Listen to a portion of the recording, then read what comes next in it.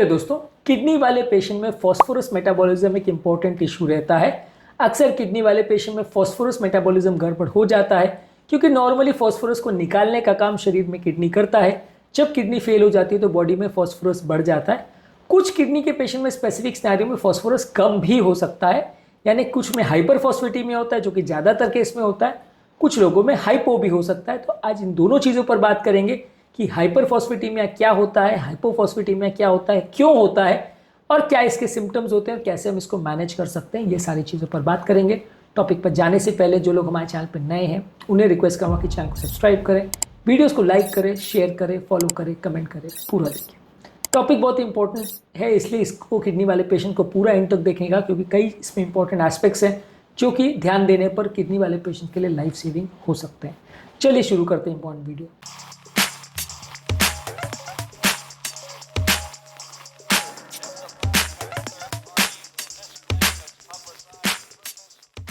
सबसे पहले किडनी वाले पेशेंट में फॉस्फोरस ज़्यादा होता है।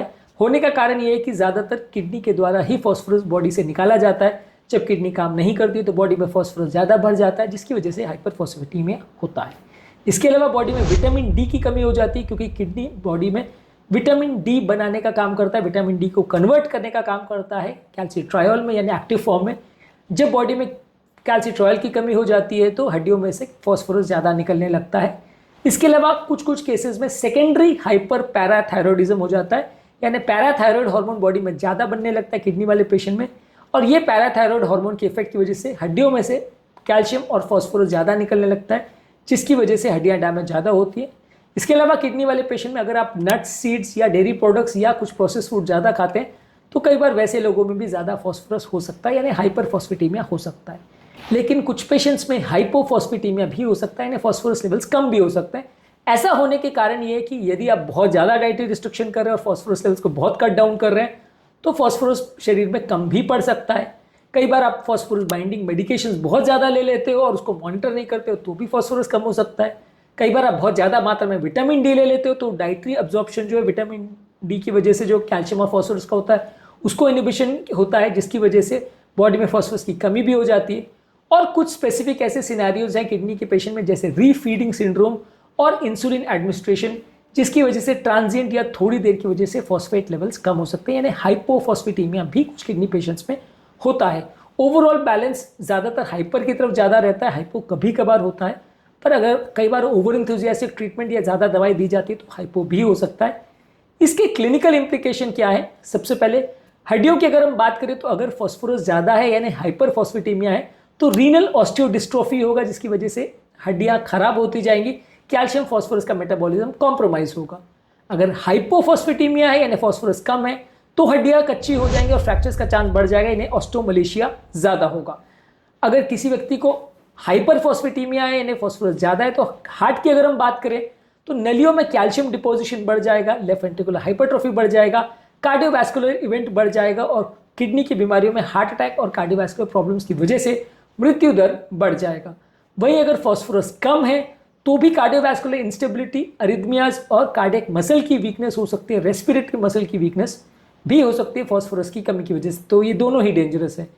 और अगर ब्रेन की बात करें तो हाइपोफॉस्फेटेमिया यानी फॉस्फोरस लेवल्स ज़्यादा कम अगर हो जाए तो ब्रेन में बहुत ज़्यादा वीकनेस, बहुत ज़्यादा कन्फ्यूजन और कभी कभार मिर्गी भी हो सकती है। तो फॉस्फोरस कम होना ब्रेन के लिए नुकसानदायक है। अब इसको डायग्नोज कैसे करेंगे? बेसिकली ब्लड फॉस्फोरस लेवल्स आपको मॉनिटर करना पड़ेगा। एडवांस सीकेडी के पेशेंट्स में बार बार आपको कैल्शियम, आयरन और फॉस्फोरस लेवल्स को बार बार मैनेज और मेंटेन करना पड़ता है, उसको चेक करना पड़ता है और यदि कुछ इंपॉर्टेंट इश्यूज हो तो दवाई द्वारा उसको मैनेज करना पड़ता है। इसमें डाइटरी रेस्ट्रिक्शन में आपको बहुत ज़्यादा फॉस्फोरस वाले फूड प्रोडक्ट जैसे डेयरी प्रोडक्ट्स, प्रोसेस मीट्स और कुछ बेवरेजेस आपको नहीं लेने चाहिए। कोला वाले खासकर जो बेवरेजेस है उसमें फॉस्फोरस ज़्यादा होता है तो वो नहीं लेना चाहिए। फॉस्फोरस अगर ज़्यादा है तो आपको फॉस्फेट बाइंडर्स, कुछ मेडिसिन आती हैं वो आप ले सकते हो, वो बॉडी के फॉस्फेट लेवल्स को कम करते हैं। इसके अलावा आप विटामिन डी या कैल्सिट्रायल भी अगर लेते हैं तो भी मदद करता है बॉडी के फॉस्फेट लेवल्स को कम करने में। बहुत ज़्यादा अगर किसी को किडनी का प्रॉब्लम है तो डायलिसिस के दौरान अगर आप फॉस्फेट लेवल्स को कम करना चाहो तो कर सकते हैं। हालांकि डायलिसिस में बहुत अच्छे से ये फॉस्फोरेट पूरा कम नहीं होता, लेकिन फिर भी आप इसको काफ़ी हद तक कम कर सकते हो। इसके अलावा अगर किसी व्यक्ति को कोई और प्रॉब्लम है जैसे हाइपर पैराथायरॉयडिज्म या विटामिन डी डेफिशिएंसी तो उसके लिए भी आप अलग से थेरेपी करते हो। और इसको मैनेज करते हो, तो ये सारी चीज़ों का आपको ध्यान रखने की आवश्यकता है फॉस्फोरस मेटाबॉलिज्म को मैनेज करने के लिए। कौन कौन सी चीज़ों में ज़्यादा फॉस्फोरस होता है, कौन से में नहीं होता है, यानी क्या आपको खाना चाहिए क्या नहीं, इस पर हमने सेपरेट वीडियो किया है जो कि आप हमारे चैनल पर देख सकते हैं। किडनी के पेशेंट्स में फॉस्फोरस लेवल्स को मैनेज और मेंटेन करना अक्सर एक इंपॉर्टेंट इशू होता है, अक्सर इसकी वजह से काफ़ी दिक्कतें आती है। तो आज हमने इस टॉपिक पर बात करी।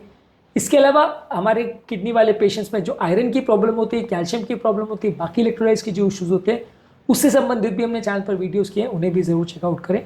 टॉपिक एंड करने से पहले जो लोग हमारे चैनल पर नए हैं उन्हें रिक्वेस्ट करूँगा कि चैनल को सब्सक्राइब करें, वीडियोज़ को लाइक करें, शेयर करें, फॉलो करें, कमेंट करें, पूरा देखें।